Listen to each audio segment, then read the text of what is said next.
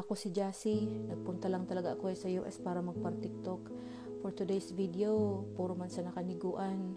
Kung pasado sa standards mo, dimi. Mahal, gusto kong magpasalamat sa mga panahon na imong itinao para mag-try, imong pinatunayan na magmaharling sa dungburay. Sa paghuna ko ninyon kita magahuray, pasensya na kung bigla akong nagpaaram na maduhay, tapos ang bura na para nakalipas.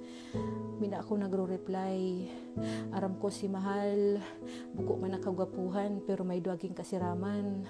Inot kami nag-ubay doon sa kilang kuprahan, tapos nung pangawha doon sa kilang kasagingan. Minsan doon sa payag ng kilang abakanhan, sa sobrang kaugmahan na pras niya ako ning lingaton habang kami gahadukan. Maugma ako ninyon mahal, pero mikitang pabukudan, maski maamorsi ko sa inyong kabukidan.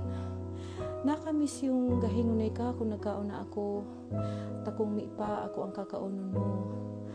Pero habang gahuray kita, napansin ko mahal, iba ang imong hihiwason. Pagkagabi, mi mo na pigababa ang akong kalson. Minsan mga chat ko, mi imo pigasin. One time nga nag-chat ako, ang alamat ning bonor. 2 weeks mo bago sinin. Mahal, sa kapapagar na kinaban, single na naman ako tuyan. Pinilit akang ipaglaban ka sa ibang buray ang imong kaipuhan. Mahal, salamat sa pagkamuot mo, mahal. Salamat sa oras na itinao mo, salamat.